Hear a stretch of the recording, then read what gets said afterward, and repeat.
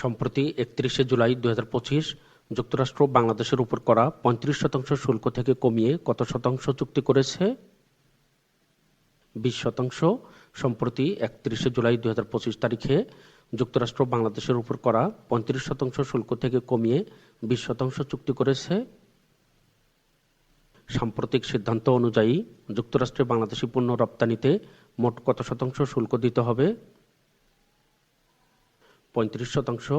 সাম্প্রতিক সিদ্ধান্ত অনুযায়ী যুক্তরাষ্ট্রে বাংলাদেশি পণ্য রপ্তানিতে মোট ৩৫% শুল্ক দিতে হবে।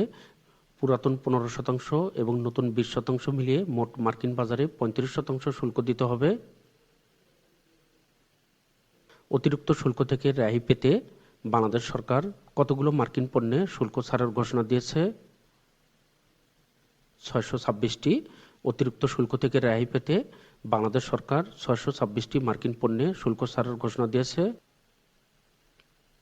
সম্প্রতি সরকার কোন পণ্য উৎপাদনে অনুমতি প্রদান বন্ধ ঘোষণা করেছে? ই-সিগারেট। সম্প্রতি সরকার ই-সিগারেট পণ্য উৎপাদনে অনুমতি প্রদান বন্ধ ঘোষণা করেছে। 5 আগস্ট 2025 তারিখে জুলাই ঘোষণাপত্র ঘোষণা করা হবে কোথায়? মানিক মিয়া এভিনিউয়ে। 5 আগস্ট 2025 তারিখে জুলাই ঘোষণাপত্র মানিক মিয়া এভিনিউয়ে ঘোষণা করা হবে। বর্তমানে দেশে জার্নালভুক্ত জিআই পণ্য কতটি? ৬২টি। বর্তমানে দেশে জার্নালভুক্ত জিআই পণ্য ৬২টি। দক্ষিণ এশিয়ায় কেমব্রিজ ইন্টারন্যাশনাল শিক্ষা বিস্তারে বর্তমানে বাংলাদেশের অবস্থান কততম? দ্বিতীয়।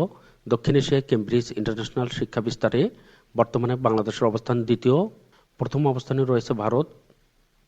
দেশের মানুষের প্রয়োজনে কত শতাংশ ঔষধ দেশেই তৈরি হয়? ৯৮%। দেশের মানুষের প্রয়োজনে ৯৮% ঔষধ দেশেই তৈরি হয়। সম্প্রতি দেশের শীর্ষস্থানীয় ফার্মাসিউটিক্যাল প্রতিষ্ঠান ইন্দো বাংলা ফার্মা কোন দেশের সাথে 15 বছরের ঔষধ রপ্তানি চুক্তি করেছে? আফগানিস্তান। সম্প্রতি দেশের শীর্ষস্থানীয় ফার্মাসিউটিক্যাল প্রতিষ্ঠান ইন্দো বাংলা ফার্মা আফগানিস্তানের সাথে 15 বছরের ঔষধ রপ্তানি চুক্তি করেছে। বাংলাদেশের ঔষধ সবচেয়ে বেশি রপ্তানি করা হয় মিয়ানমারে। বাংলাদেশের ঔষধ নীতি প্রণীত হয় কত সালে? 1982 সালে। বাংলাদেশের ঔষধ নীতি প্রণীত হয় 1982 সালে। বাংলাদেশের জাতীয় বহুমাত্রিক দারিদ্র্য সূচক 2025-এ দেশের কত শতাংশ মানুষ বহুমাত্রিক দারিদ্র্যে রয়েছে? 24.05%।